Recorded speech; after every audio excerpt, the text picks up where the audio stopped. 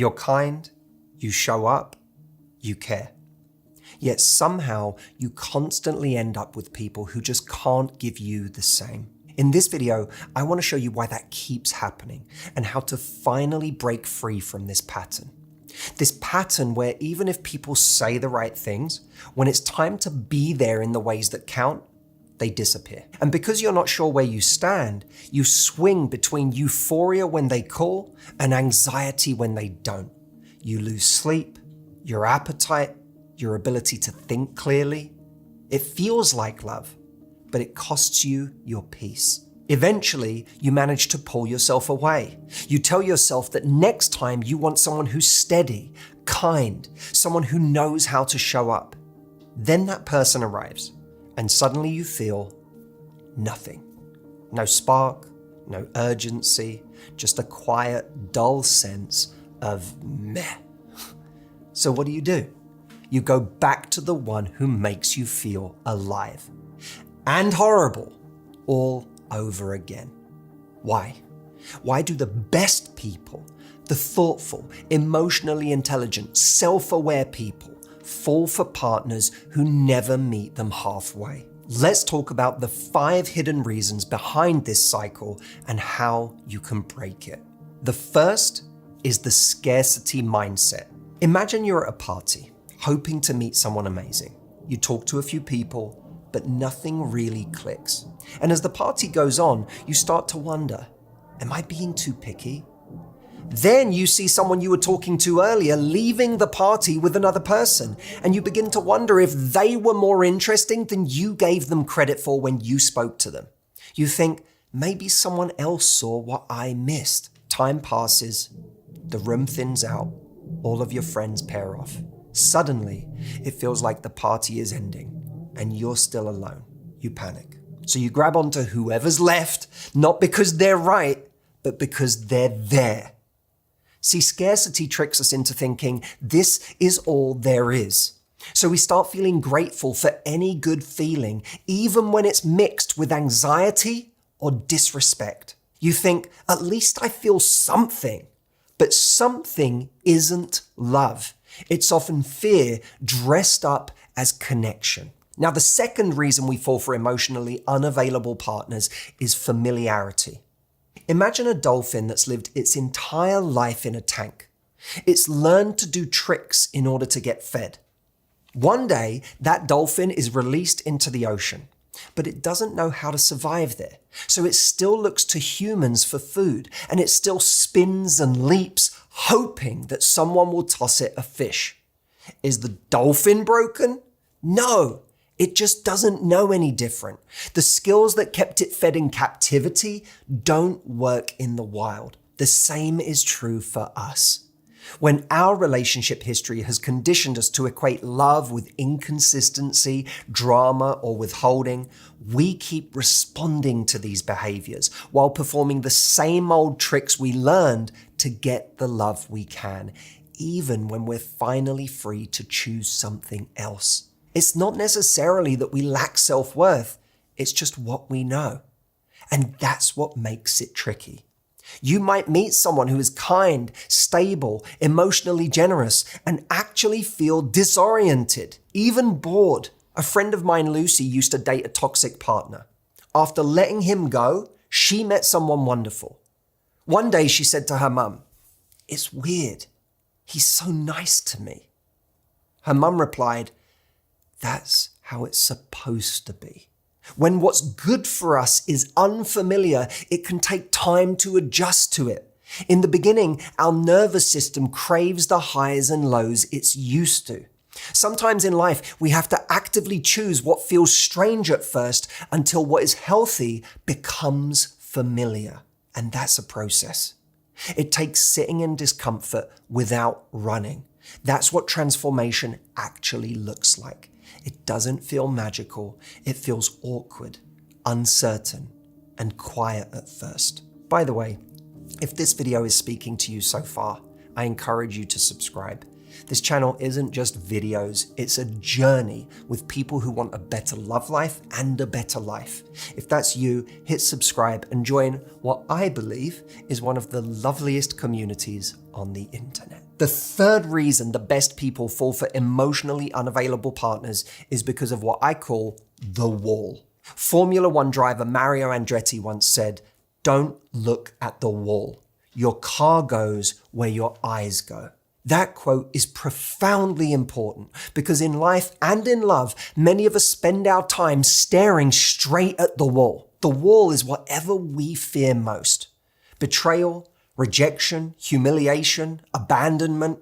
We become fixated on spotting the danger signs, hyper-aware, hyper-vigilant. And we say it's self-protection, but what we don't realize is that our focus is actually steering us. The more we stare at the wall, the more likely we are to hit it. Sometimes we're not reacting to reality, we're reacting to what our nervous system expects to happen. Take this example. A woman I worked with had just started dating someone who, by her own account, had been decent, kind, and consistent. One weekend, he had a small get-together for friends from work and didn't invite her. He didn't lie about it, he just didn't think it was a big deal. But it triggered something in her. She felt rejected, unimportant. So her fears kicked in, and she texted him, "Why didn't you invite me?" Now he responded kindly and said he'd love to talk later. She then replied, "Don't bother." Every day that he respected that boundary and didn't call, just like she told him, only confirmed her worst fears, that he didn't care and that she wasn't enough. But it wasn't about him. It was about the wall. A wall she wasn't just watching for, but actively creating. That's how people end up living in a world that doesn't match the experience of people around them.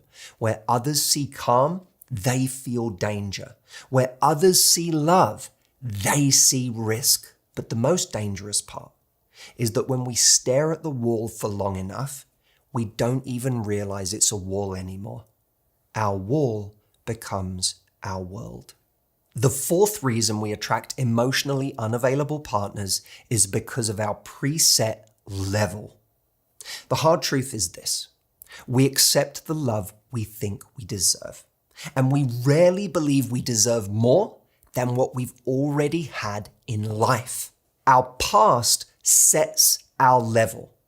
We think, if more were available to me, I'd have had it.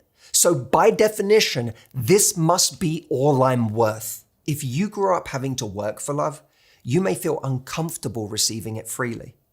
If love always came with anger, neglect, or betrayal, you may only feel safe to be loved now when love comes with a catch. To accept something better, you don't have to just want it. You have to feel worthy of it. And that's harder than it sounds, because getting more than we're used to can feel inherently unsafe. We get scared we won't be able to hold on to something better when we find it, or that we'll be found out for who we really are, the essence of imposter syndrome. There is actually a twisted sense of safety in getting less. The fifth reason we attract emotionally unavailable partners is because it feels good. Sometimes.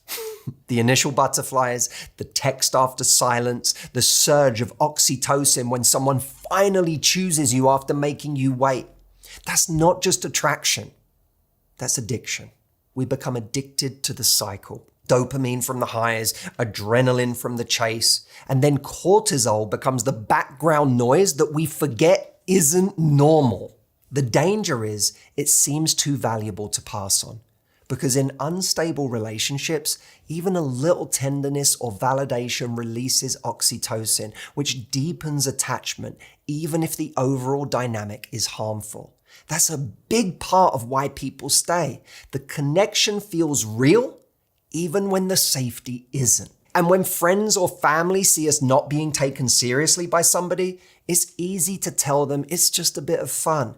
We casually say, we're just seeing where it goes. But beneath that indifference is fear, scarcity, and the sinking feeling that this might be all we're capable or worthy of getting.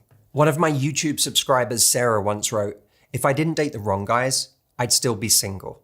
It's better than nothing. At least it's more fun than enduring complete and utter loneliness. And who could blame her?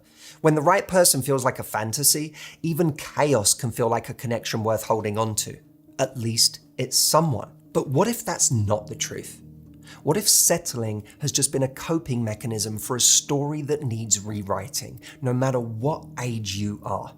And what if there's a way, not fluffy, not wishful thinking, but practical, to actually break the cycle and start living a different love story? That's exactly why I'm running a free live event this May called Dating Made Simple, the no-nonsense approach to finding love in 2025 without settling for less. In it, I'm going to show you the number one mistake that keeps people stuck in casual situationships, how to spot time wasters and attract people who are dating with intention, what to say and do to build momentum with someone without losing yourself, and the psychology of why people pull away and how to keep them engaged and excited about you. Over 10,000 people will be attending this event from all over the world, all of whom are going to walk away with a clear, grounded plan for love, not someday, but now.